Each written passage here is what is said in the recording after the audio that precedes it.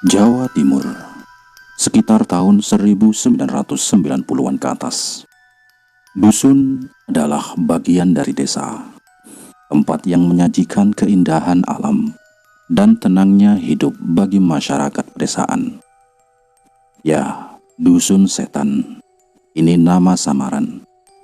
Dusun itu terletak di tengah desa, dengan posisi menjorok ke selatan, agak terpisah dari keempat dusun lain. Lokasi dusun ini mempunyai satu jalan utama dan 3 perempatan. Sedangkan jalan desa di sebelah utara dusun adalah satu-satunya jalan untuk akses masuk ke dusun dan membelah 3 perempatan dusun ini. Jadi, setiap perempatan mewakili satu gang. Untuk jalannya di dusun ini juga sangat rusak atau hancur di setiap musim penghujan. Hanya bisa dilalui dengan jalan kaki saat memasuki dusun ini. Jika memasuki musim kemarau, barulah kendaraan roda 2, roda 3 atau 4, bahkan roda 6 juga bisa masuk. Semua kendaraan yang masuk hanyalah untuk sekedar mengambil hasil dari kebun dan sawah para penduduk dusun ini. Sedang pohon bambu yang rimbun mengelilingi dusun ini. Susunan pohonnya mengikuti bentuk dusun yang berbentuk oval. Bambu pembatas mengeluarkan ranting-ranting berduri yang saling terkait antara satu pohon dengan pohon bambu yang lain.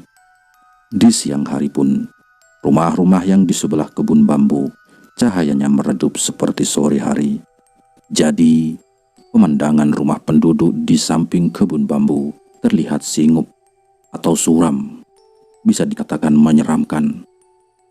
Setelah barongan kebun bambu, ada persawahan penduduk yang luas.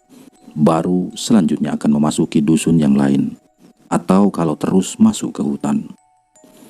Kebun bambu di sana juga berfungsi sebagai pembatas antara pemukiman, perkebunan, hutan, dan persawahan. Akses pintu masuk ke dusun ini di tiap gang melewati kebun bambu yang sudah ada pintu alaminya dengan jarak lebar 2 meteran. Pintu alami melengkung setengah lingkaran yang dibentuk dari pohon bambu. Konon, kata para sesepuh dusun, kebun bambu ini sengaja ditanam rapat melingkari dusun dengan tujuan para penduduk dusun yang bermukim di dalamnya menjadi aman. Itulah salah satu alasan di zaman dahulu, khususnya zaman kolonial, para sesepuh dusun membuat perlindungan dari para penjajah. Seketika para penjajah melintas areal dusun dan melihat kebun bambunya, pasti terkecoh dengan kerimbunan bambu tersebut.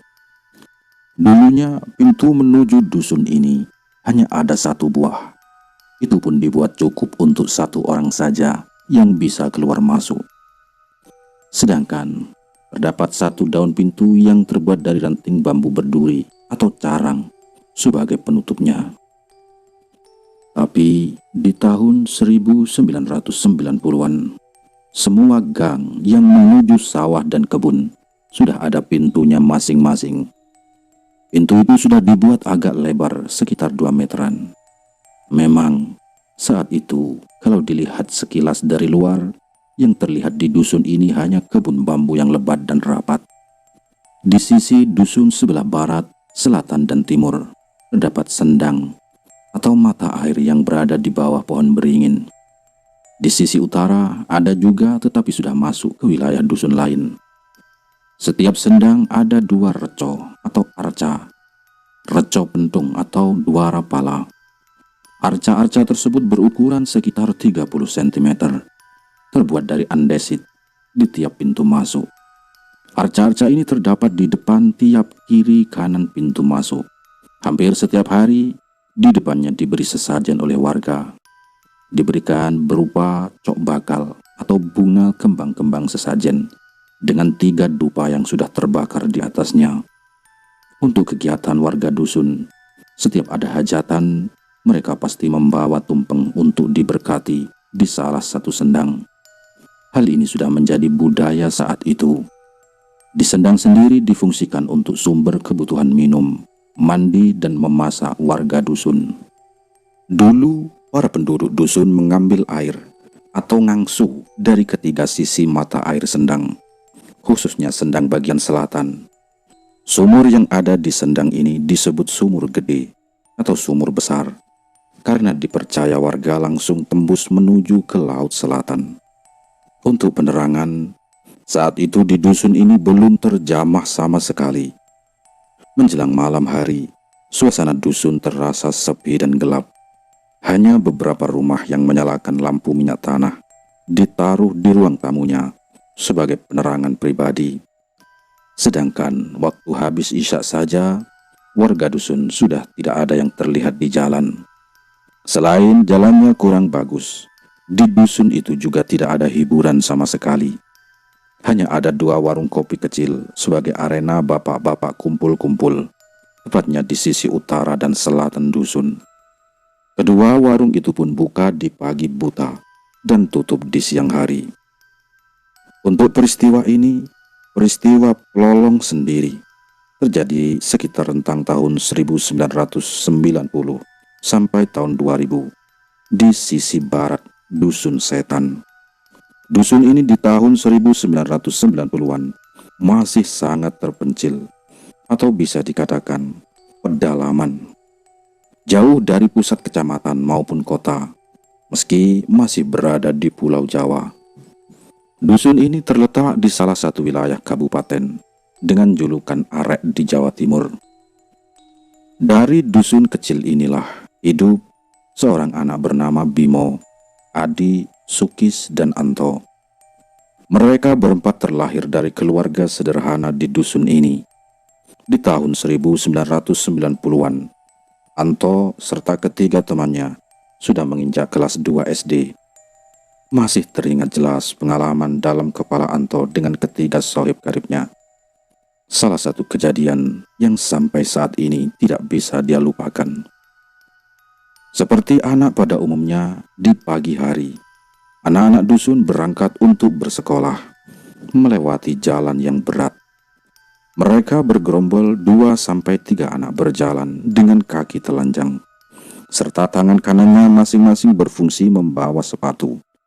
Baru ketika sampai di sekolah, sepatu para siswa dusun dipakai. Dengan mencuci kaki dan membersihkannya terlebih dahulu, siswa-siswi masuk ke kelas dalam keadaan bersih.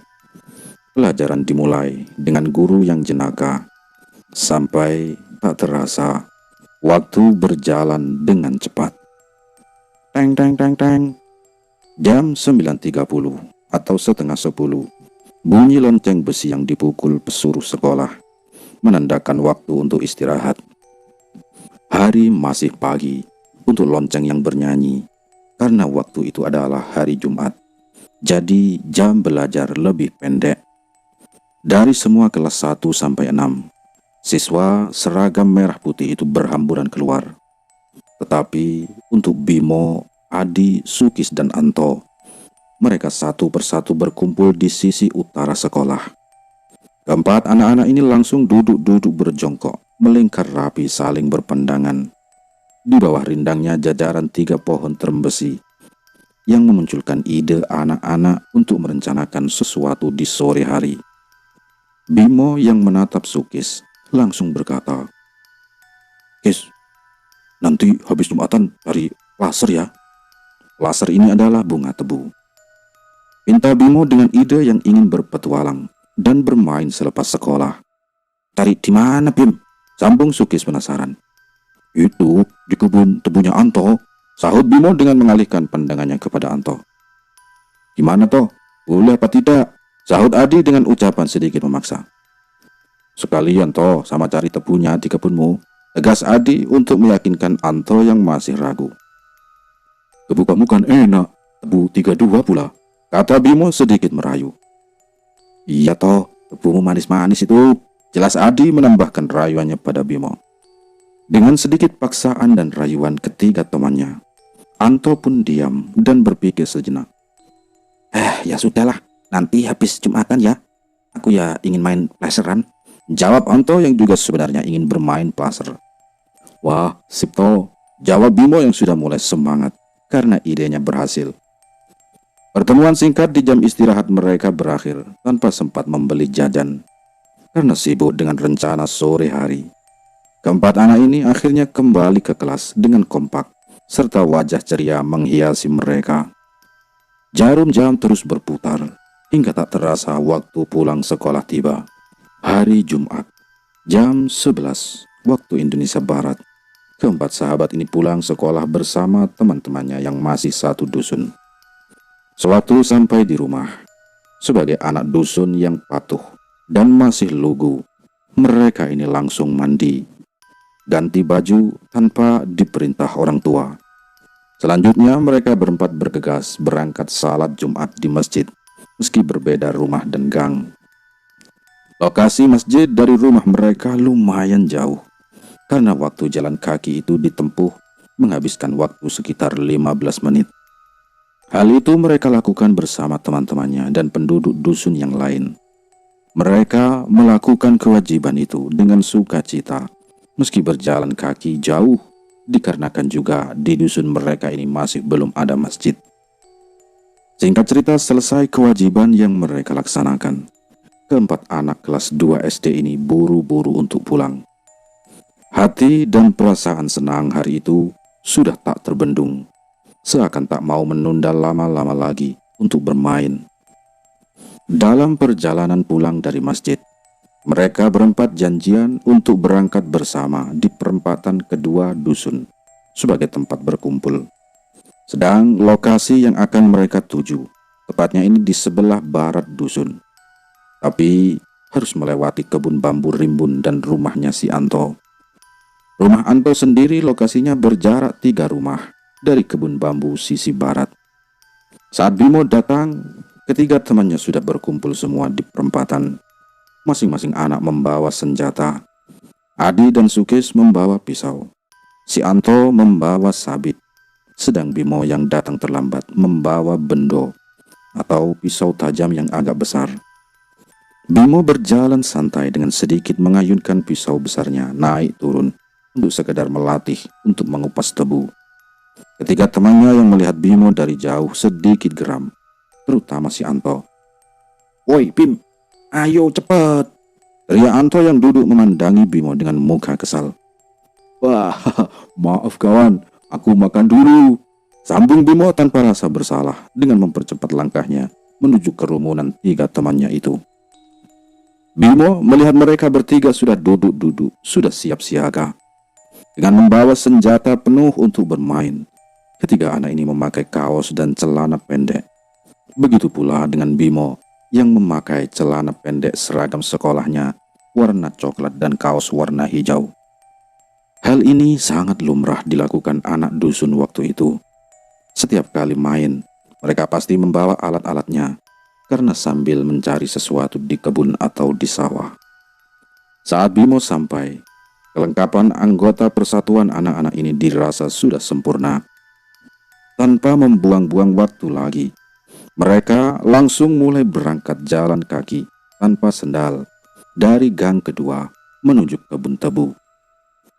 "Ayo berangkat," perintah Bimo disertai tangannya sedikit melambai kepada 3 temannya yang masih duduk. Langkah mereka berempat mulai dengan jalan dusun yang masih setengah rusak di gang kedua. "Toh, kamu jalan di depan saja ya, soalnya yang tahu tempatnya kan kamu," perintah si Adi. "Ah iya Di, tenang saja," sambut si Anto yang mulai berjalan dan mengambil alih di urutan terdepan.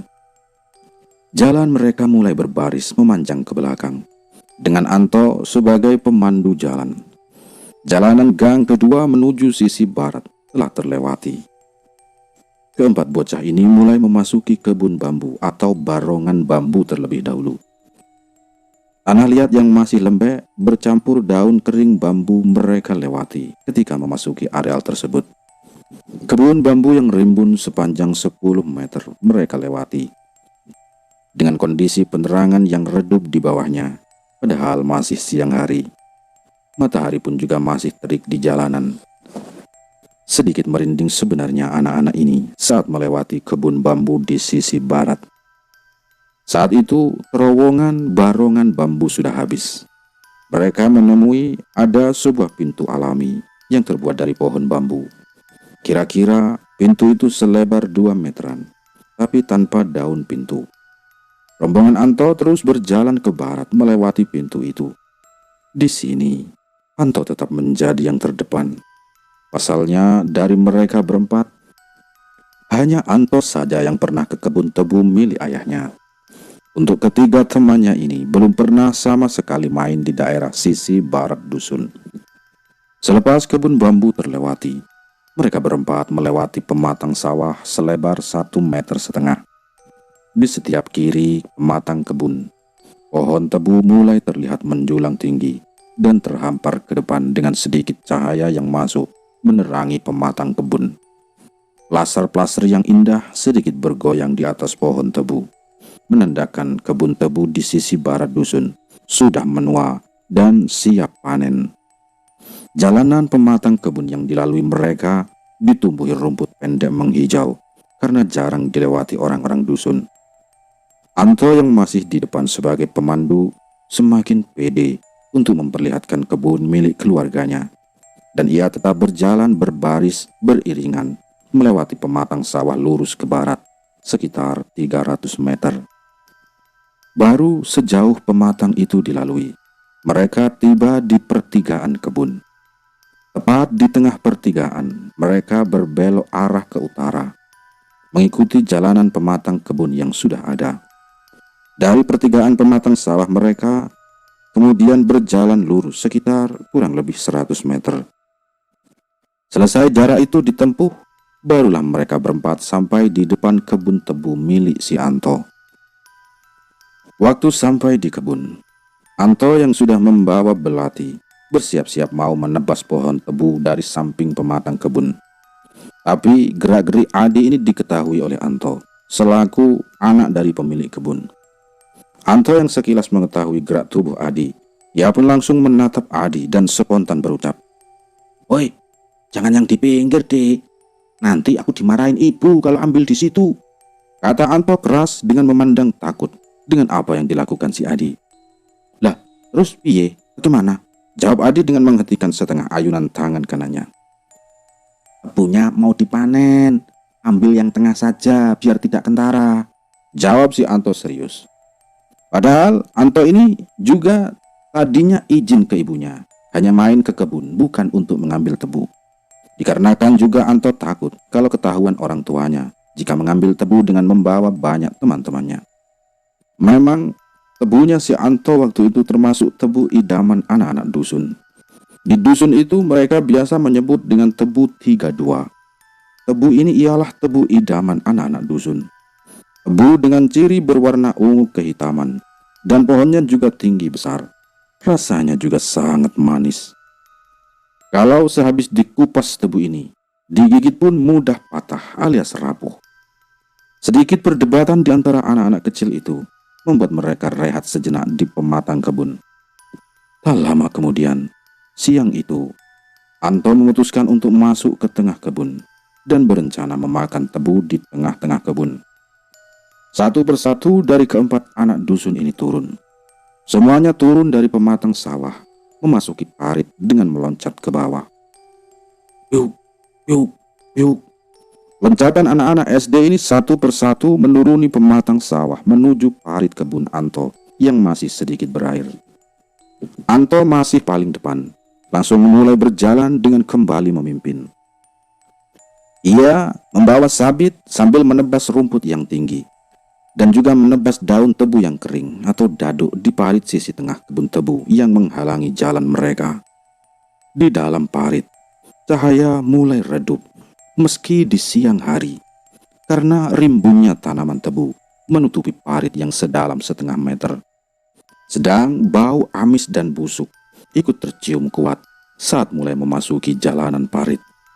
Tapi mereka tak ada yang peduli dengan bau itu.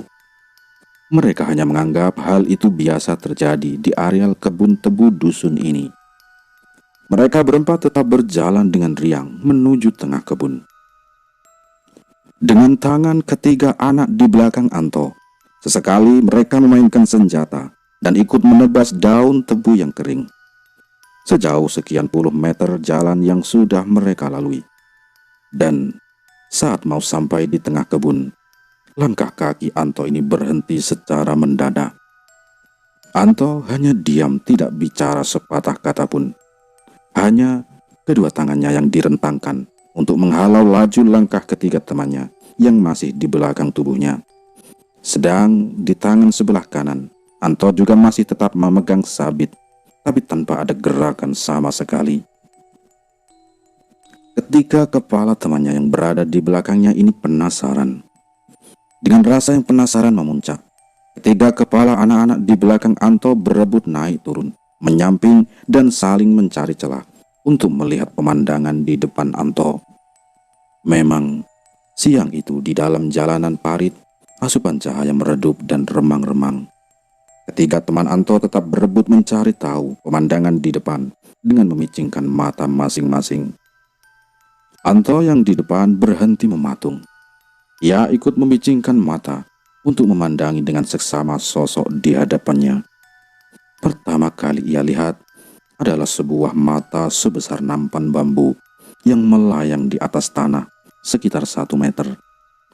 Bola mata itu memandang Anto dan teman-temannya tanpa balutan kulit dan lentiknya bulu mata. Bola mata ini berwarna kemerahan dengan darah yang sedikit menetes ke tanah. Tapi darah yang jatuh ini waktu bersentuhan dengan tanah, darahnya hilang tak berbekas. Di bawah bola mata yang melayang ini, terdapat 2 sosok perempuan duduk berhadapan, berambut abu-abu panjang menjuntai ke tanah, dengan kulit menghitam berbulu hitam lebat. Keduanya tanpa memakai baju, sehingga payudaranya memanjang sampai ke tanah. Wanita ini bermata merah, bertaring saling terselip ke atas dan ke bawah, sedang kedua tangannya yang berpangku di atas lutut. Tapi kuku hitamnya memanjang sampai menempel ke tanah.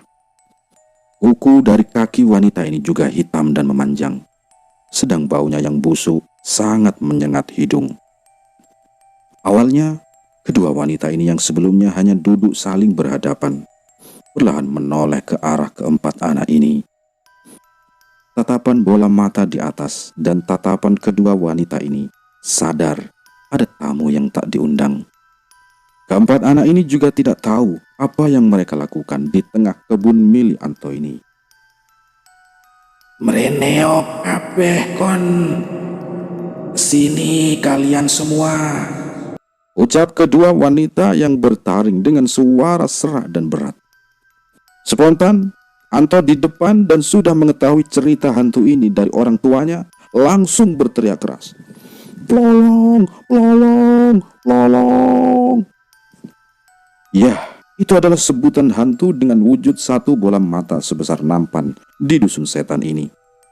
Hantu yang menjadi penguasa wilayah sisi barat dusun ini, tepatnya wilayah barat dari kebun bambu sampai kebun tebu milik orang tua Anto. Keempat anak ini pun berbalik arah dan mulai berlari, melewati jalanan parit yang cukup dilalui untuk 1 orang.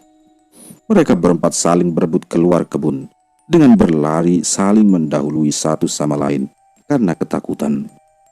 Tangan mereka saling tarik-menarik benda, baju, ataupun tubuh teman mereka yang berada di depan. Hal itu membuat mereka jatuh bergantian di dalam parit. Yuk, yuk, yuk. Waduh, sikilmu, awas kon. Kakimu, awas. Ria Anto seketika jatuh terinjak dan bangkit kembali untuk melanjutkan berlari. Tapi baru dia melangkah lagi untuk mulai berlari, ia terpeleset lagi di tebing parit. Yuk! Anto kembali terjatuh dengan tubuh terkelungkup. Langkah kaki cepat mereka anak-anak ini sudah tidak mempedulikan lagi teman-teman sejawatnya yang jatuh, yang mereka pikir hanya untuk menyelamatkan diri masing-masing. Sekian ratus meter mereka terus berlari, menembus rimbunan kebun tebu untuk menuju kembali ke perempatan dusun sebagai titik awal keberangkatan mereka. Deru nafas dan jantung mereka ini berpacu dengan cepat dalam pelarian itu, serta kaki kecil mereka berlari sekencang-kencangnya. Baju dan tubuh berlumpur sudah tidak mereka hiraukan lagi. Keringat dan lumpur pun menjadi satu dalam butiran-butiran air asin berwarna kecoklatan yang menetes ke jalanan yang masih berupa tanah lembek. Senjata anak-anak mulai sabit, belati dan bendo atau belati besar sudah tidak di tangan mereka kembali. Entah hilang kemana. Mereka pun tak peduli. Yang penting dalam pikiran mereka hanya berlari dan berlari untuk menyelamatkan diri. Nafas yang terus berhembus cepat oleh ketiga anak-anak yang sudah sampai di perempatan kedua dusun setan ini. Badan mereka semua juga ikut gemetar, menahan ketakutan. Mereka bertiga berdiri setengah membungkuk sambil mengatur nafas. Dan tangannya masing-masing menahan sakit di perutnya. "Dari mana saja, Nak? Badanmu kok pada kotor semua?" tanya salah satu warga yang melintas di jalan dengan memandangi keadaan mereka bertiga. "Dari bermain, Pak Lek," sahut Adi yang masih ngos-ngosan. "Bim, Anto mana, Bim?" tanya Adi sambil memandangi kedua temannya berdiri setengah membungkuk dan melihat kedua tangan temannya masih memegang sakit di perutnya. "Wah, Kak Rudi, gak tahu di," jawab Bimo dengan nafas yang masih tersengal-sengal. "Mungkin sudah langsung pulang anaknya," sambung Sukis meyakinkan kedua temannya. "Oh ya wis, ya sudah, ayo pulang sendiri-sendiri saja kalau begitu," pinta Bimo yang kesal karena tak jadi mendapatkan tebu dan pelaser. "Wes, besok saja bermain lagi," kata Sukis dengan menahan rasa takut dan penasaran akan mainan pelaser. "Oh, Yokis, ayo," jawab Adi dan Bimo serentak yang masih gemetar. Ketiga anak-anak ini berjalan pergi memencar. Langkah kaki mereka menuju ke rumahnya masing-masing dengan memendam kekecewaan, ketakutan, dan gemetarnya seluruh badan mereka yang kurus. Bimo dan kawan-kawannya juga sudah tidak memikirkan lagi tentang keberadaan si Anto. Bimo pulang sendirian penuh ketakutan dengan kondisi baju dan tubuhnya yang masih belepotan lumpur. Sedang Bimo sendiri disambut ibunya di teras rumah dengan tatapan tajam, seakan mau memakan anaknya hidup-hidup. "Dari mana saja? Kondisi tubuhmu sudah tidak karuan kamu," bentak ibu Bimo yang duduk di teras dan spontan marah melihat anaknya pulang dengan keadaan berantakan. "Dari main, Bu," jawab Bimo dengan menundukkan kepala, tapi ia terus berjalan ke belakang rumah. "Sudah, cepat buruan mandi." "Oh, anak main saja," sambung ibu Bimo yang masih marah. "Oh iya, Bu," jawab singkat Bimo. Keadaan serupa juga dialami oleh Sukis dan Adi waktu pulang ke rumahnya. Mereka sama-sama dimarahi oleh ibu mereka. Bimo yang selesai membersihkan badan sudah tidak berani keluar rumah lagi. Ia hanya berdiam diri di rumah membantu ibunya. Ingatan Bimo masih terngiang lekat penampakan di siang hari sosok penghuni kebun tebunya Anto yang mengerikan. Tapi anak ini masih diam, tak memberitahukan sosok itu kepada orang tuanya. Sore menjelang malam hari, ibu Anto yang bernama Bu Romlah dengan tergopoh-gopoh dan panik mendatangi rumah si Bimo. Tapi sewaktu sampai depan rumah, Bu Romlah bertemu dengan bapaknya Bimo terlebih dahulu di teras. Kita sebut saja bapaknya Bimo ini adalah Pak Harjo. "Pak, Anto dolan teng mriki. Anto main di sini, Pak," tanya Bu Romlah. "Wah, tidak ada, Bu. Ada apa dengan Anto?" jawab Pak Harjo yang penasaran serta memandangi kepanikan Bu Romlah. "Sampai sekarang Anto belum pulang, Pak. Tadi masalahnya pamit main sama Bimo, Sukis, dan Adi," terang Bu Romlah mulai panik. "Ini tadi dari rumah Sukis sama Adi sayanya. Tapi ya, di sana tidak ada anaknya," jelas Bu Romlah kembali. Pak Harjo dengan cepat memahami dan mencerna kepanikan apa yang dialami ibunya Anto. Dengan cepat, Pak Harjo mengambil tindakan untuk pergi ke dalam rumah untuk bertanya kepada si Bimo. Di ruang tengah, Pak Harjo melihat Bimo sedang duduk membantu ibunya mengupas biji jagung. "Le, kamu tahu Anto di mana? Katanya kamu tadi main sama si Anto," tanya Pak Harjo yang sudah berdiri di ruang tengah. "Oh, tidak tahu, Pak. Iya, Anto tadi main sama saya di kebunnya. Terus ya langsung pulang," jawab Bimo yang mulai takut serta menghentikan kegiatan mengupas biji jagung di ruang tengah. "Hah? Sampai sekarang Anto belum pulang, Nak?" jawab Pak Harjo yang mulai ikut bingung. Pak Harjo kembali keluar menemui Bu Romlah. Sedang Bimo yang takut dan ibunya mengikuti Pak Harjo dari belakang dengan berjalan menuju teras rumah. Bu Romlah yang berdiri di depan semakin panik dan cemas sore itu.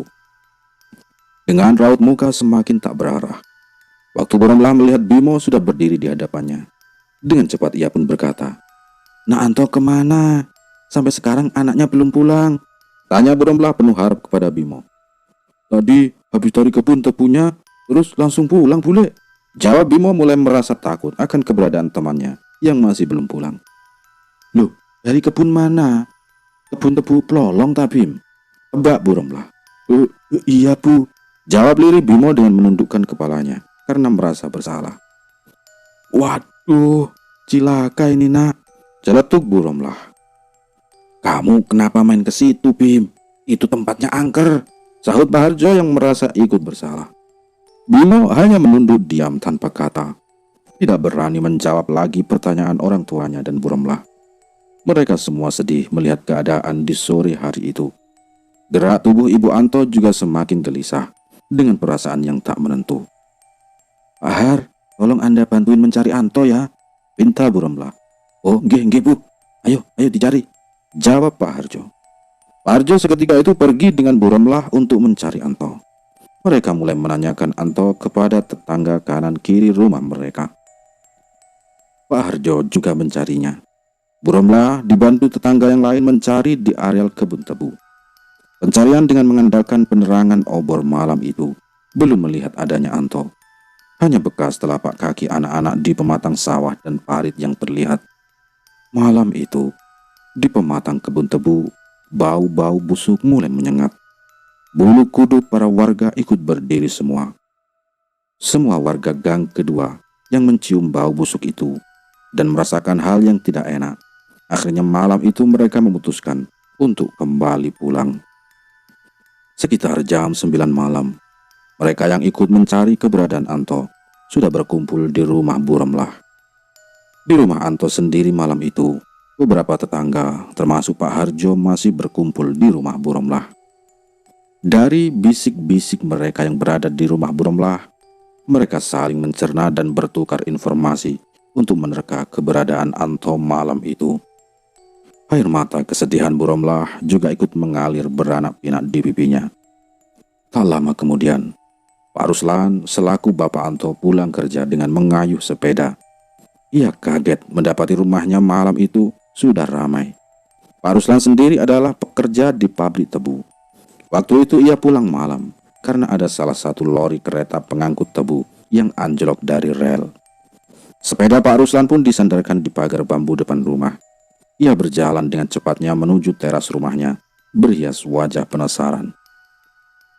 Loh, ada apa? Kok ramai-ramai di sini?" tanya Pak Ruslan kepada warga yang berkerumunan di teras rumahnya. "Anto belum pulang, Pak," jawab Bu Romlah dari tengah kerumunan tetangga di terasnya. "Loh, belum pulang? Maksudnya gimana, Bu?" jawab Pak Ruslan sambil mengusap keringat di dahinya. Dengan sigap Pak Harjo yang mengetahui akan adanya kemarahan dari Pak Ruslan. Dengan cepat Pak Harjo menggandeng tangan Pak Ruslan dan membawanya masuk ke dalam rumahnya. Sampai di dalam rumah, ia menundukkan Pak Ruslan dan menenangkan perasaannya terlebih dahulu.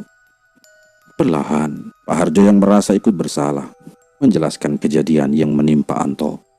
Kronologi kejadian dari awal sampai akhir tentang Anto pelan-pelan akhirnya diterima oleh Pak Ruslan. Wajah sedih mulai memenuhi Pak Ruslan. Raut wajah lemas, pucat dan kecewa membuat dirinya duduk terdiam sejenak. Pak Ruslan yang terdiam mencoba menerima kenyataan dan berpikir untuk mencari cara untuk menemukan anaknya. Sementara itu, ibunya Bimo tiba-tiba datang ke rumah Pak Ruslan. Ia datang untuk memberitahu suaminya bahwa Bimo sedang dalam kondisi demam yang tinggi di rumah. Pak, besok pagi saya temani mencari Anto. Sementara malam ini Anda istirahat dulu ya. Saya pamit," perintah Pak Harjo dengan menatap kepedihan yang dialami Pak Ruslan. "Oh iya Pak, terima kasih, suwun," jawab singkat Pak Ruslan. Iya Pak, sama-sama. Saya tak pulang merawat Bimo dahulu," kata Pak Harjo sambil berlalu pulang dengan istrinya. Sakit demam ini ternyata dialami juga oleh Sukis dan Adi. Malam itu juga badan mereka panas dan menggigil semua. Keluarga mereka malam itu sama-sama mengompres dan menjaga anak-anaknya yang menggeliat kesakitan dan kepanasan. Saat malam semakin larut, para tetangga yang masih di rumah Anto berangsur-angsur meninggalkan rumah tersebut. Tapi kedua orang tua Anto yang berada di rumah sama-sama tidak bisa tidur. Hati mereka gelisah dan terus memikirkan buah hatinya malam itu tiada henti. Singkat cerita, pagi hari, berita tentang Anto semakin menyebar dari mulut ke mulut, membuat berita tentang hilangnya Anto cepat diketahui seisi warga dusun. Di tahun itu, jumlah warga dusun ini berisi sekitar kurang lebih 40 kakak. Sedang berita tentang Anto sendiri menjadi perbincangan hangat di pagi hari. Memang sudah menjadi kebiasaan bagi warga dusun. Jika ada hal baru, pasti semua ikut membicarakannya. Hal yang lazim bagi mereka, khususnya ibu-ibu yang bertemu di toko saat pagi buta untuk berbelanja.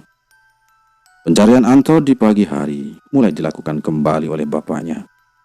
Pagi itu, Pak Ruslan, Pak Harjo, Pak Dimin, dan satu tetangganya sudah berkumpul di rumahnya Pak Ruslan.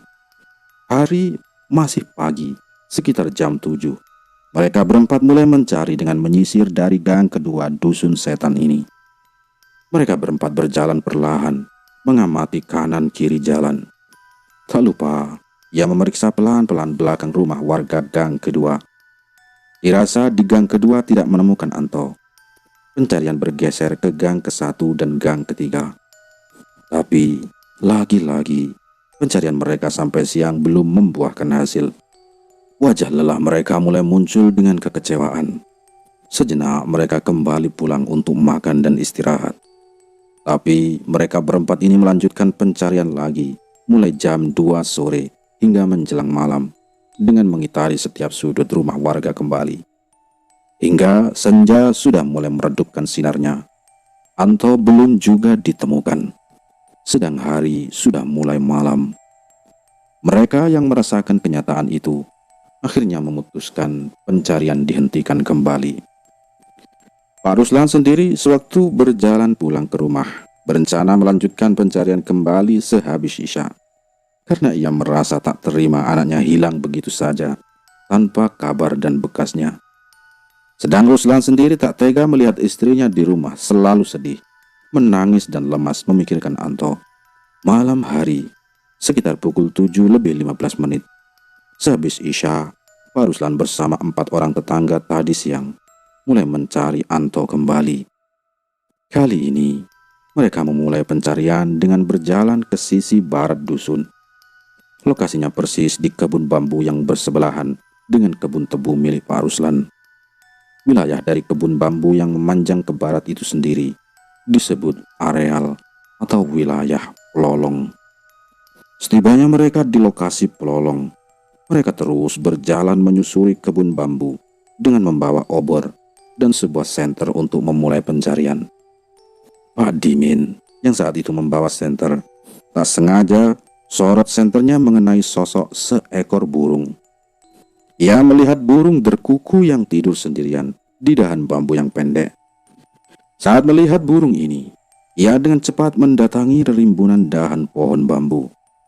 Sementara Pak Ruslan dan 2 orang lainnya berjalan di depan dengan mengendap-endap mengamati setiap pohon bambu. Pak Dimin yang hobinya memelihara burung dengan cepat meraih burung terkuku di dahan yang rendah dengan mudah. Sebenarnya, burung itu juga agak janggal karena tidur di dahan yang rendah dan tidak seperti biasanya. Tapi Pak Dimin yang di belakang tidak mempedulikan hal itu semua. Saat burung sudah di genggaman, bapak ini membawa dengan santai tanpa merasakan apapun tentang keganjilan. Burung ini juga dibawa Pak Dimin sambil ikut mencari si Anto, meski burung ini hanya digenggam dengan tangannya. Baru saja semua rombongan ini berhenti sejenak di kebun bambu sisi barat.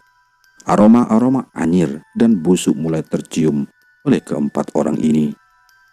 Mereka yang sudah tahu tempat ini angker, langsung mereka berempat merasakan merindingnya bulu kudu. Demi keamanan bersama, Pak Ruslan memutuskan cepat beralih ke tempat lain. Sampai sekian jam pencarian, belum membuahkan hasil lagi. Mereka juga sudah sekian lama berjalan kaki dan berkeliling lingkungan di rimbunan kebun bambu dusun. Sampai sekitar jam 11 malam, mereka yang sudah lelah memutuskan untuk pulang ke rumah masing-masing, termasuk juga Pak Dimin.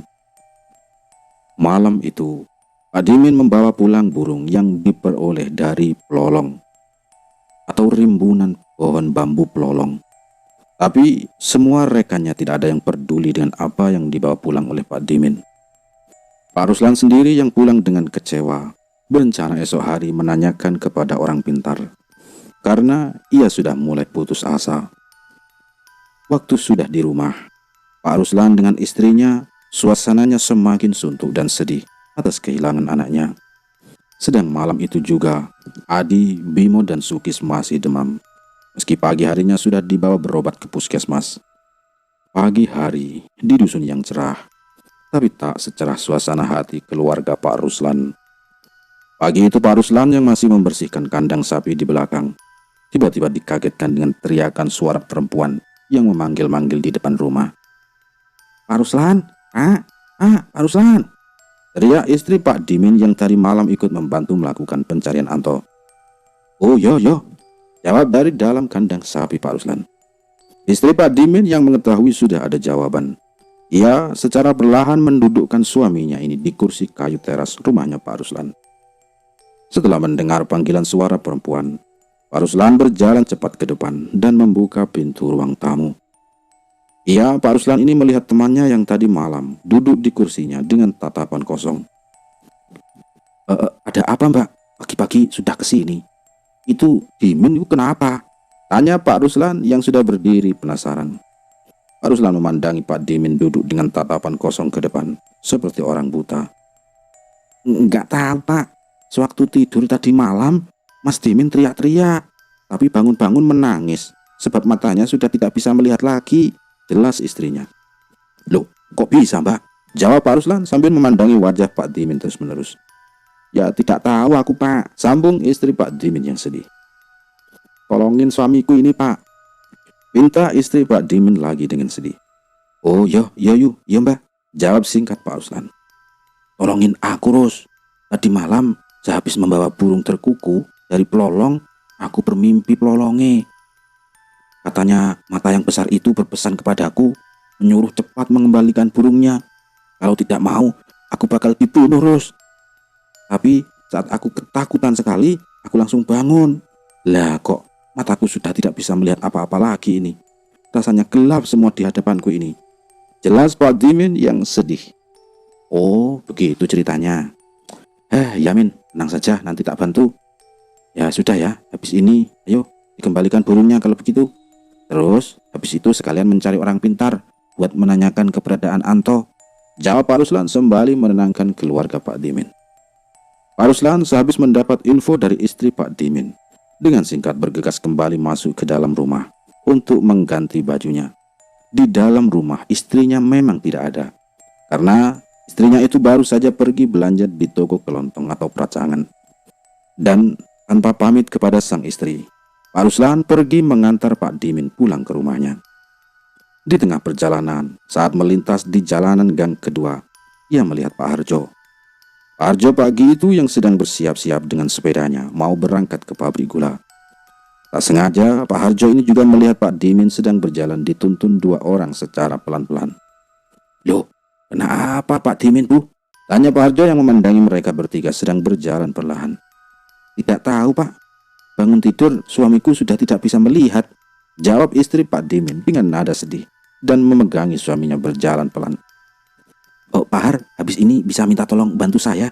tanya cepat Pak Ruslan kepada Pak Harjo yang membantu Dimin berjalan. Karena Pak Ruslan sendiri merasa takut kalau ke pelolong sendirian, meski hari sudah pagi. "Loh, kenapa, Pak?" sambung Pak Harjo. Ke pelolong, Pak, mengembalikan burung. Habis itu sekalian kita ke Mbah Suro," jawab Pak Ruslan dengan tegas. "Loh, tapi Pak, aku mau ke pabrik," jawab Pak Harjo yang memelas. Nggak usah, Pak Har. Bantu aku dulu saja, nanti tak bilangin ke mandormu," jawab Pak Ruslan yang meyakinkan anak buah temannya ini. "Oh, ya sudah kalau begitu, Pak. Kebetulan saya juga mencari obat untuk si Bimo. Sahut Pak Harjo mulai lega akan permintaan Pak Ruslan. Loh, Bimo masih sakit Pak Har?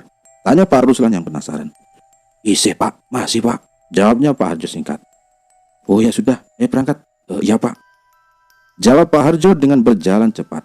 Dan mereka langsung menuju di rumahnya Pak Dimin. Dan di pagi buta itu, Pak Harjo langsung ikut bergabung mengantar Pak Dimin pulang ke rumah. Sampai di rumah, Pak Dimin dibaringkan di dalam kamar. Memang rumah Pak Dimin kala itu banyak sangkar burungnya. Sangkarnya semua terbuat dari jeruji bambu. Untuk burung-burung yang mengisi sangkarnya, mulai dari burung cendet, jambul, puter, kutilang, jala, sampai dengan burung elang pun ada. Di depan rumahnya saja kurungan atau kandang khusus untuk ayam alas atau ayam hutan berjumlah 2 buah, lengkap dengan penghuninya yang sepasang. Itu pun semua untuk dijadikan bekisar atau dikawinkan dengan ayam Bangkok. Memang itulah hobi Pak Dimin yang dijadikan mata pencaharian waktu itu. Pak Harjo yang barusan merebahkan tubuh Pak Dimin, ia memandangi kondisi kamarnya. Pemandangan kamar tidur di tiap sudut tidak ada yang janggal. Hanya bau yang kurang sedap yang sedikit menyengat hidung. Mungkin bau burung yang terlampau banyak juga yang berada di rumah Pak Dimin ini. Sedang Pak Ruslan yang berada di depan rumah mendekati satu persatu koleksi burungnya Pak Dimin. Ia mengamati koleksi burung Pak Dimin yang cukup banyak. Bu, burungnya yang didapat dari pelolong kemarin mana? Tanya Pak Ruslan sambil mengamati jenis burung derkuku yang sudah ditepanya. Istri Pak Dimin yang mendengar suara dari teras langsung keluar dan berhenti di depan pintu. Itu Pak, yang di kurungan cat hitam depan Anda itu, kata istrinya Pak Dimin dengan menunjukkan burung yang berada di kurungan warna hitam. Oh, ini burungnya ya? Sudah, langsung tak ambil ya, sahut Pak Ruslan. Oh iya Pak, terima kasih, suwun, sambung istri Pak Dimin. Pak Ruslan langsung membuka pintu kurungan burung berjeruji bambu tersebut dengan hati-hati, menangkap dan menggenggam burung itu secara perlahan, serta mengeluarkan dari sangkarnya. Saat burung sudah di tangan, ia mengamati dengan seksama. Masa burung begini saja membuat orang tidak bisa melihat? Pak Har, ayo berangkat des, pinta Pak Ruslan dari teras rumah tanpa menjawab. Pak Harjo yang berada di dalam kamar langsung bergegas keluar dan memulai perjalanan untuk mengembalikan burung itu di wilayah pelolong atau di barongan bambu. Sampai di tengah kebun bambu pelolong, Pak Ruslan melepas burung itu dengan melemparnya ke atas. Burung itu pun terbang di remangnya dalam rimbunan kebun bambu.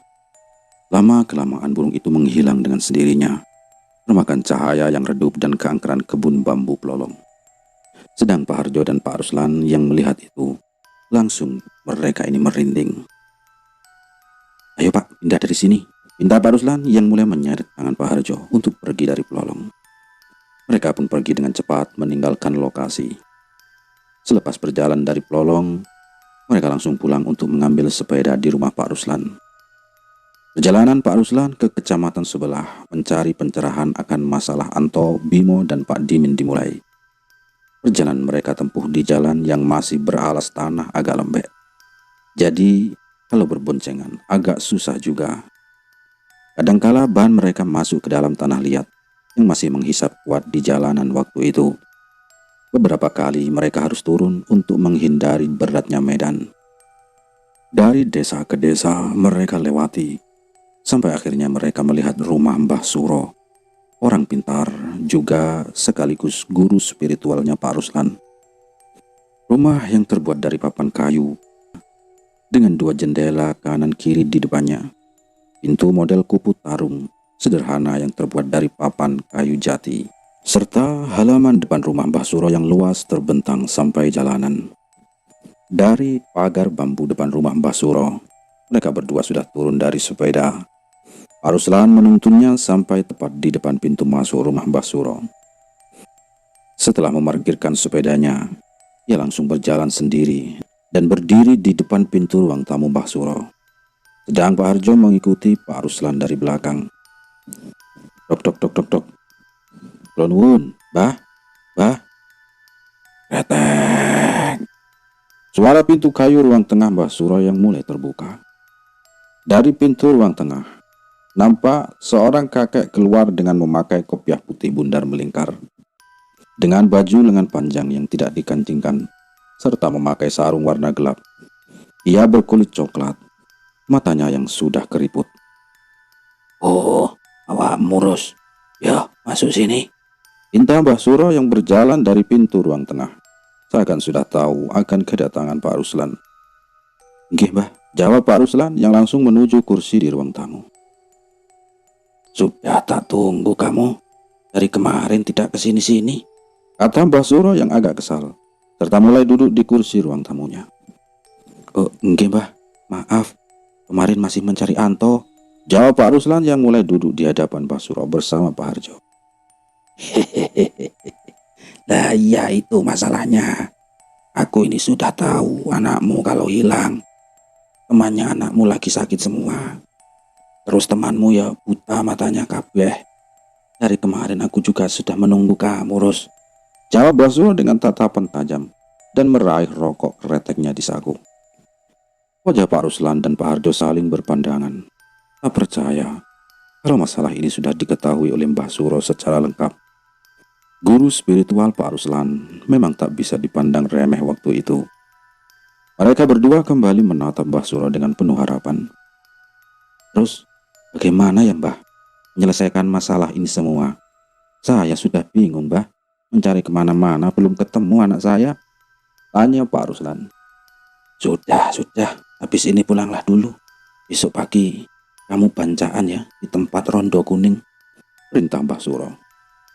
Rondo Kuning ini adalah sebutan untuk sumur tua yang berada di sebelah barat wilayah Plolong. Hanya pematang kebun sebagai pembatasnya. Sumur ini terkenal di dusun dengan julukan Rondo Kuning karena kecantikan para penghuninya yang tak kasat mata. Mereka juga sering menyerupai wanita di dusun itu.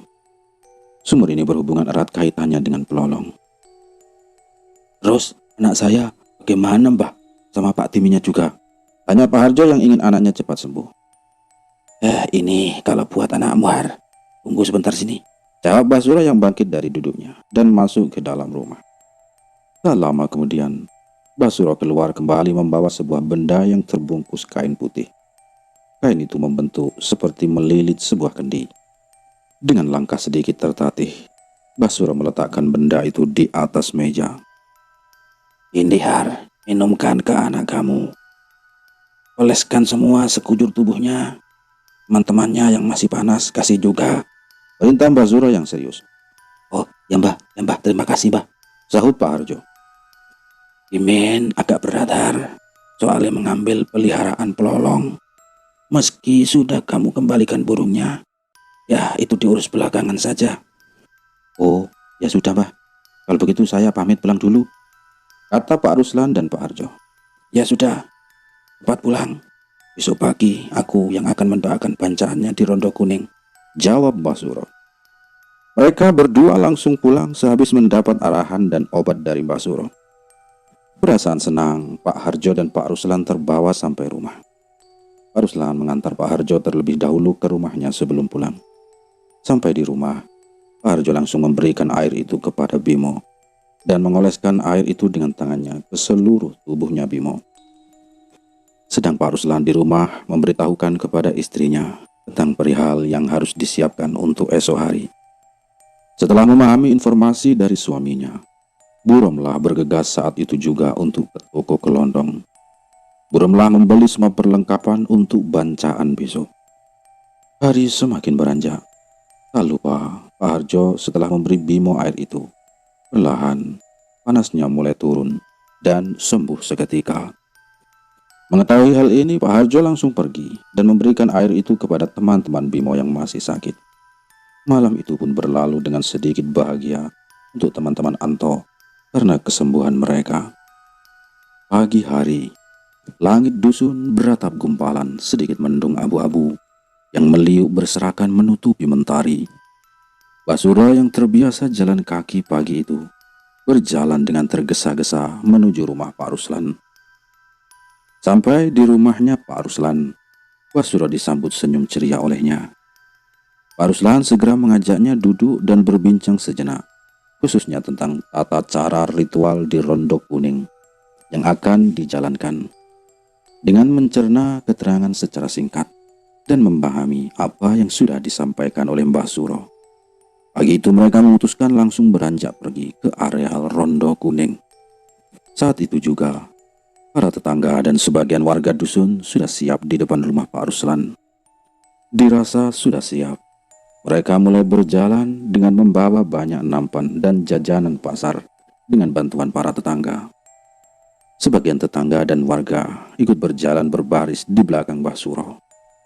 Pagi itu mereka berjalan beriringan melewati pematang kebun sekitar 20 orang. Pematang kebun pagi itu masih basah oleh embun, tapi kaki mereka tetap melangkah di atas tanah yang lembek dan basah. Waktu sudah sampai di lokasi Rondo Kuning. Semua jajanan pasar dan tumpeng yang begitu banyak ditaruh di samping sumur dengan posisi melengkar. Begitu juga dengan warga yang ikut. Mereka langsung duduk berjongkok, mengitari makanan dan jajanan yang disediakan. Acara pun dimulai. Mereka yang hadir mengangkat kedua tangannya. Semua yang hadir mengamini doa berbahasa Jawa yang dilantunkan oleh Mbah Suro. Selesai berdoa, mereka mengucapkan, "Amin ya Rabbal Alamin, kabul hajati, terkabul hajatnya." Serentak pula telapak tangan mereka mengusap wajah masing-masing, menandakan rasa syukur akan rizki yang mereka terima. Pagi itu, semua yang hadir langsung memakan sajian yang sudah didoakan. Mereka mengambil sendiri-sendiri nasi dan lauk dari nampan dan menaruh ke daun pisang yang sudah disediakan. Sambil memakan hidangan, mereka mengiringi dengan canda tawa dan keceriaan. Mereka rata-rata berbincang, berharap Anto cepat ditemukan. Selesai makan-makan, sebagian orang juga membungkus tumpengnya dengan daun pisang. Saat itu juga, Mbah Suro berpesan dan minta tolong kepada yang telah hadir di lokasi Rondo Kuning. Pak, nanti habis asar, saya minta semua membawa alat dapur seadanya. Dibawa kemari ke Rondo Kuning ini ya, bareng sama saya. Nanti ditabuh sama-sama. Semoga Anto bisa keluar lagi. "Oh nggih Mbah, ya Mbah," jawab serentak jamaah yang hadir dengan riuh.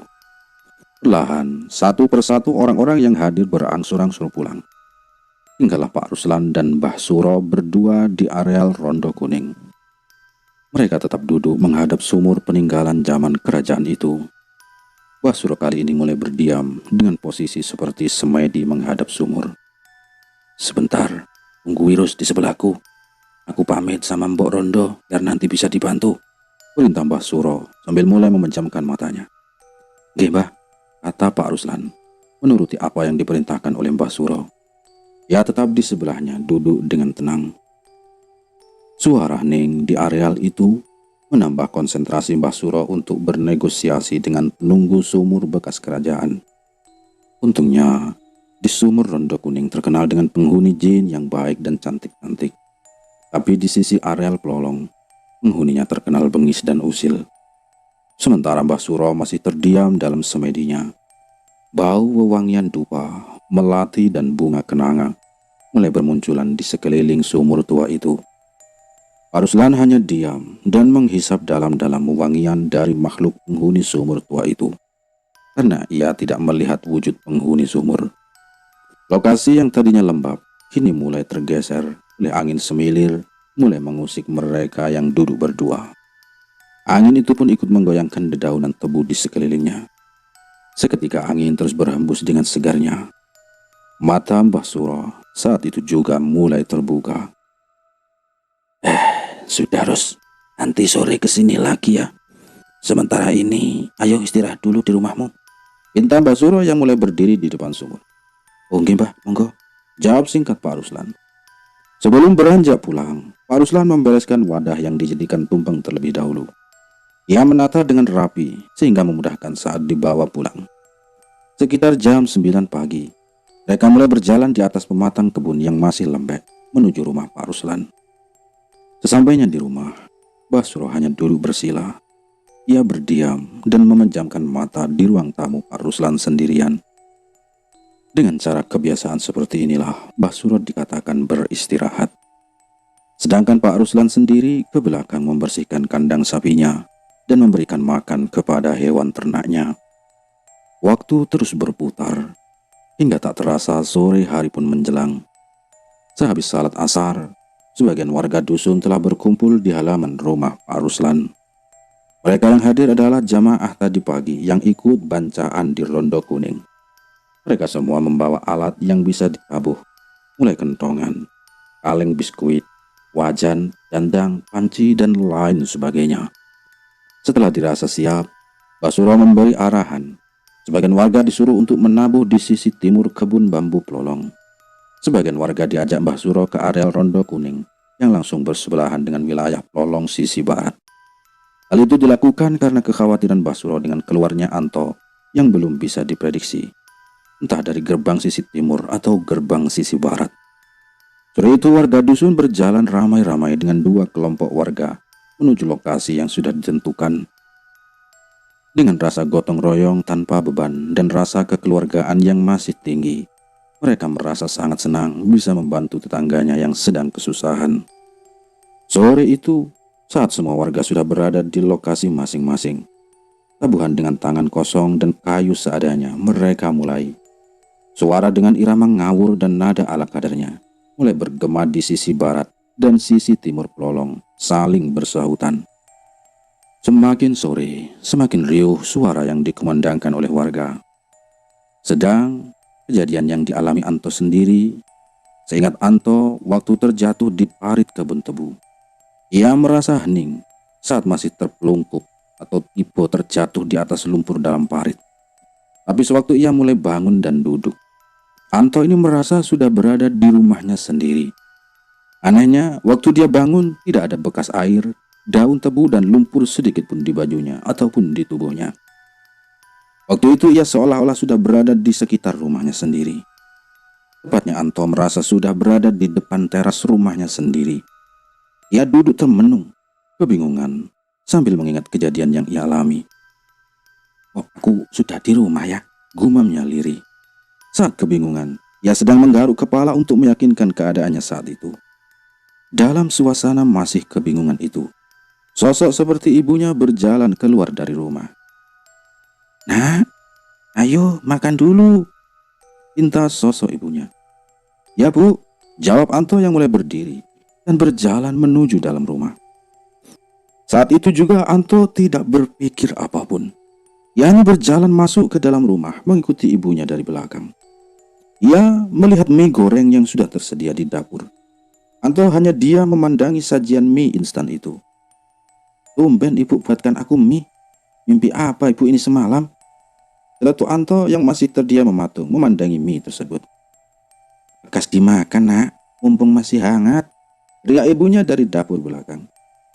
Anto sendiri yang sudah lapar langsung memakan mie tersebut dengan lahap di meja. Karena Anto sendiri saat berangkat tadi juga belum makan siang di rumahnya. Ia juga takut kalau tidak menuruti perintah ibunya, pastinya seharian Anto akan menerima kemurkaan dari ibunya. Saat Anto baru selesai makan dan mau minum, tiba-tiba ada suara pintu terketuk di depan rumah. "Tok tok tok tok tok tok. Kulon wun, kulon wun." Suara ibu-ibu dari depan. "Ya sebentar," jawab Anto yang berlari menuju pintu depan. Sesampainya Anto di pintu depan, dia melihat ibunya Bimo, ibunya Adi dan ibunya Sukis. Mereka bertiga sedang berdiri dengan melempar senyuman kepada Anto. Sebenarnya Anto juga heran, tidak seperti biasanya mereka datang bersamaan ke rumah Anto. "Oh, Bule, mencari siapa Bule?" tanya Anto polos. "Ibumu ada toh?" tanya ibunya Sukis. "Ada, sebentar. Silakan tunggu dulu," jawab si Anto. Anto langsung mencari ibunya. Ternyata ibunya masih tetap di dapur. Anto saat itu juga memberitahunya kalau ada tamu 3 yang menunggu di depan. Saat itu juga sosok buremlah palsu ini keluar dari dapur dan menemui ibu-ibu tersebut di depan. Mereka duduk di teras mulai ngobrol.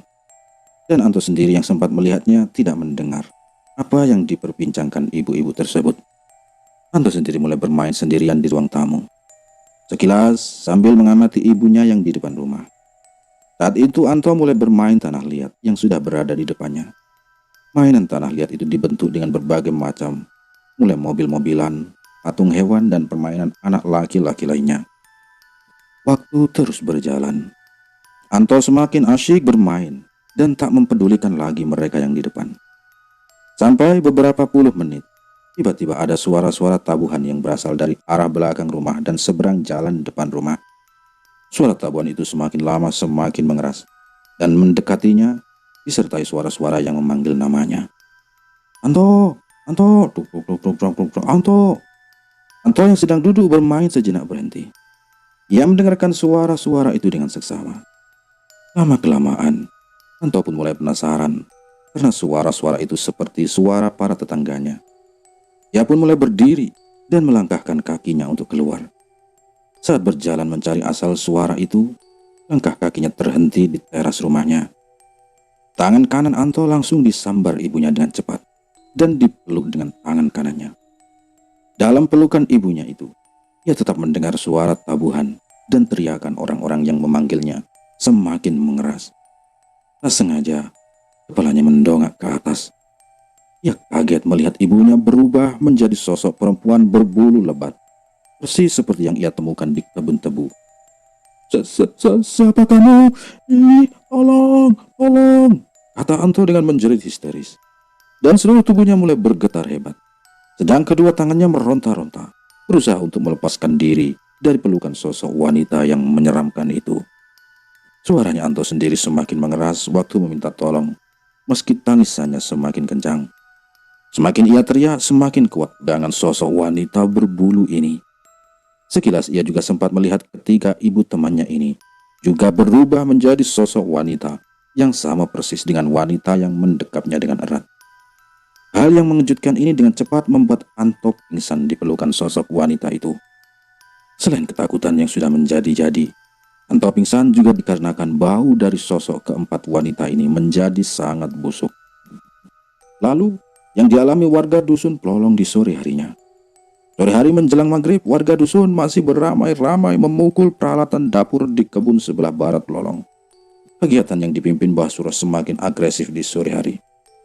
Teriakan suara menyebut nama Anto sahut menyahut, tak pernah berhenti.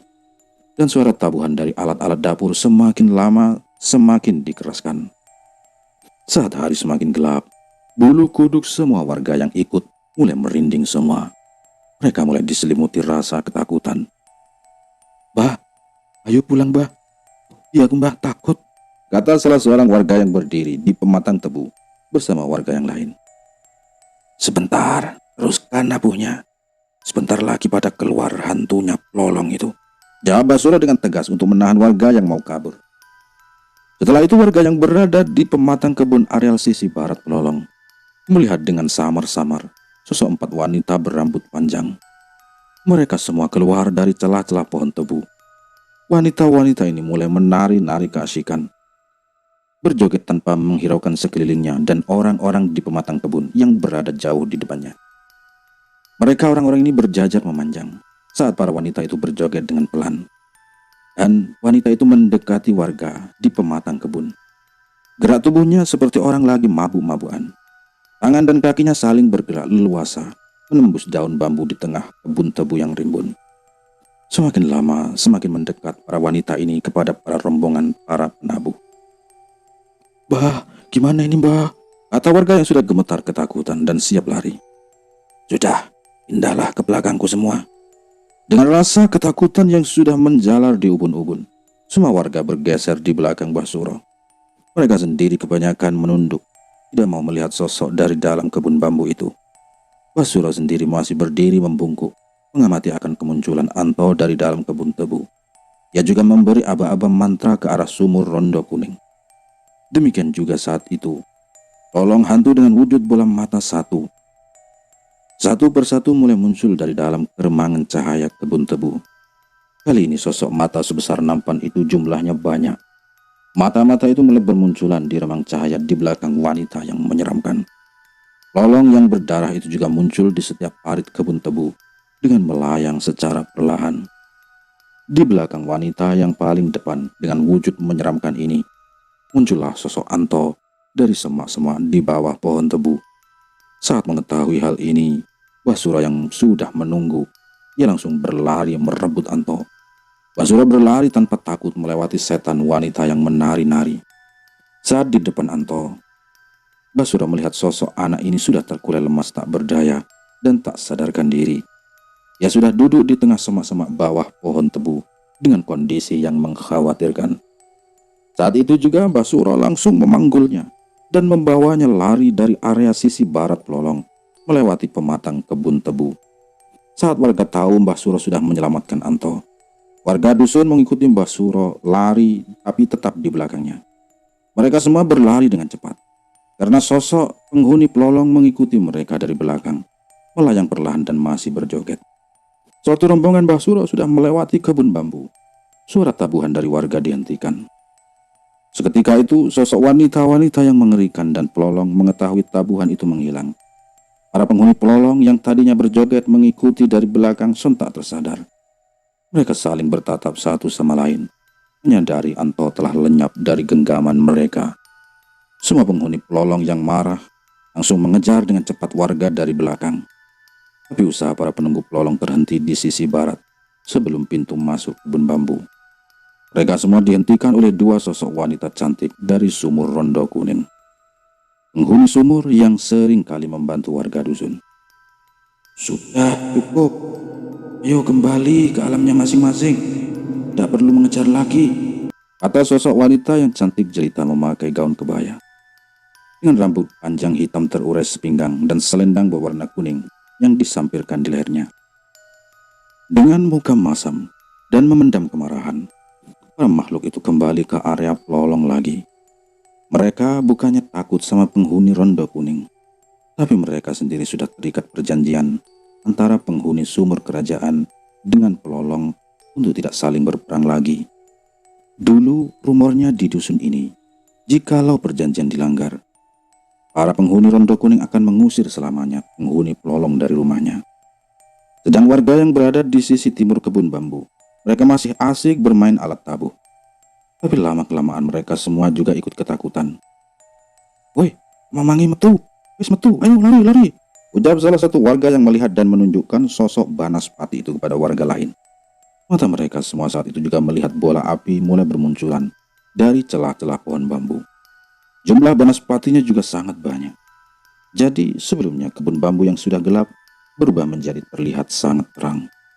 Mereka semua yang melihat langsung menghentikan tabuhannya dan lari dari sisi timur pelolong. Kebetulan mereka seketika itu juga melihat Mbah Suro berlari bersama rombongannya lewat dari samping warga di sisi timurnya. "Ayo cepat. Perintah warga yang berada di sisi timur dusun. "Ayo cepat ikuti aku," pinta Mbah Suro yang sambil lari. "Mbah," jawab warga dengan serentak dan ikut berlari. Mereka semua dengan cepat berlari di belakang Mbah Suro. Banaspati sangat banyak. Mereka terbang melayang mengikuti warga dusun. Tapi kejaran Banaspati ini juga terhenti. Mereka semua dihentikan oleh sosok wanita penghuni Rondo Kuning yang sudah berada di depannya. Banaspati yang belum sempat meninggalkan wilayah pelolong, mereka disuruh kembali lagi ke daerahnya oleh sosok wanita berbusana kerajaan ini. Sosok yang mirip dengan wanita yang menghalau penghuni pelolong di sisi barat. "Kembalilah semua kalian seperti temanmu yang lain," bentak wanita penghuni Rondo Kuning. Sedangkan rombongan warga dusun langsung ikut berlari cepat bersama Mbah Suro. Apalagi Mbah Suro sebagai pemimpin ritual. Sore itu Mbah Suro tetap memimpin rombongan warga untuk kembali pulang ke dusun. Seketika sampailah mereka di rumah Pak Ruslan. Anto langsung dibaringkan di ruang tamu oleh Mbah Suro. Ibu Anto yang mendengar keramaian di depan rumahnya, ia langsung berlari dari ruangan tengah.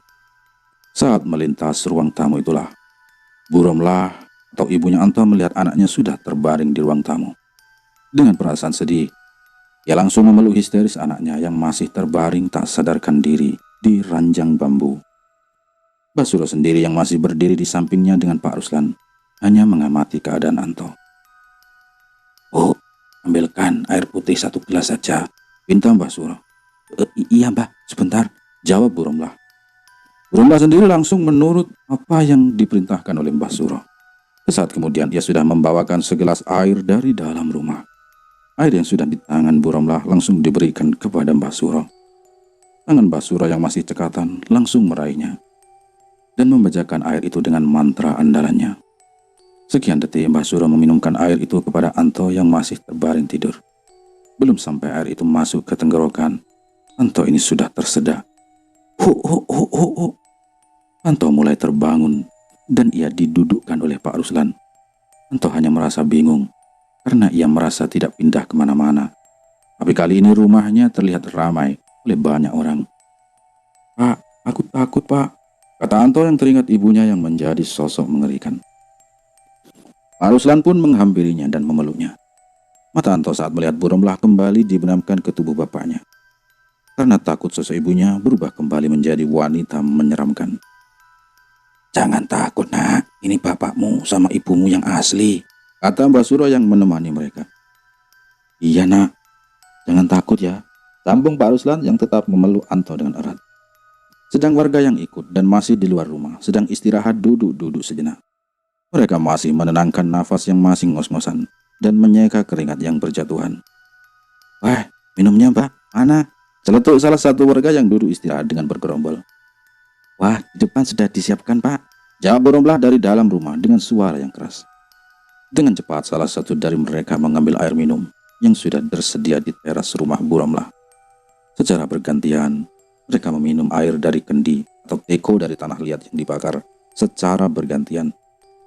Sesudah minum air, mereka merasa penasaran dengan kondisi Anto yang menghilang selama 3 hari. Mereka bergantian melihat Anto yang sudah duduk dalam pelukan Pak Ruslan. Oh, ya sudah, kalau tidak apa-apa, celetuk warga yang habis melihat kondisi Anto. Lihat keramaian di rumah Anto, warga lainnya satu dusun mulai berduyun-duyun berdatangan, silih berganti untuk melihat keadaan Anto yang hilang selama 3 hari. Malam itu juga, Adi, Sukis dan Bimo ikut menjenguk sobat karibnya yang baru kembali. Ketiga temannya yang merasa kehilangan langsung masuk ke ruang tamunya Anto. Mereka berdiri memandangi Anto dengan rasa bersalah. Sedang saat itu, Anto sendiri yang habis minum air dari Mbah Suro merasa aneh. Sekian detik mulutnya merasa bau dan perut Anto mulai merasa mual. Tak lama kemudian, wah, Anto mulai memuntahkan potongan-potongan cacing merah berbalut lumpur dan air. Semua yang melihat Anto dari luar dan dalam rumahnya tertegun dan merasa jijik dengan apa yang dimuntahkan oleh Anto.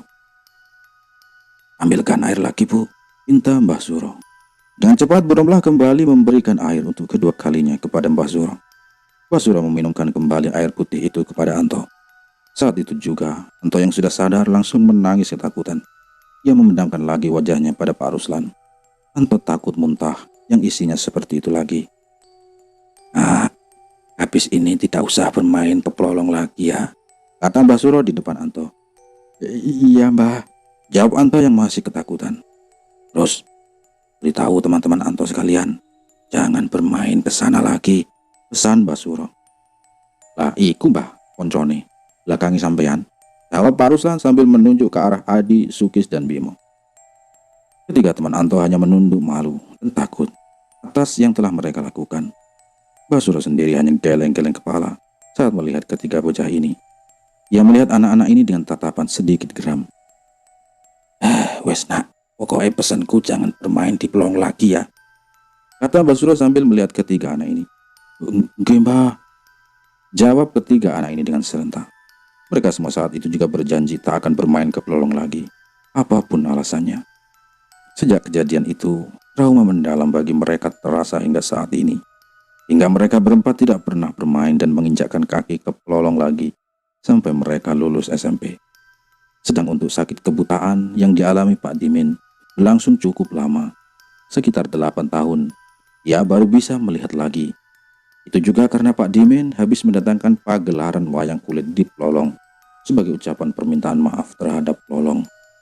Memang, sampai saat ini kawasan Pelolong sangat jarang dikunjungi warga dengan alasan keangkerannya. Meski ada pihak Rondo Kuning yang selalu sebagai peredam masalah di sisi barat dusun. Itulah sekelumit kisah Pelolong dari sisi barat dusun. Karena di tiap tempat dusun ini banyak kisah-kisah mistis yang lain. Hampir tiap warga dusun pernah mengalami hal-hal yang tak masuk akal. Karena dusun ini sendiri menyimpan banyak kisah misteri. Sekian.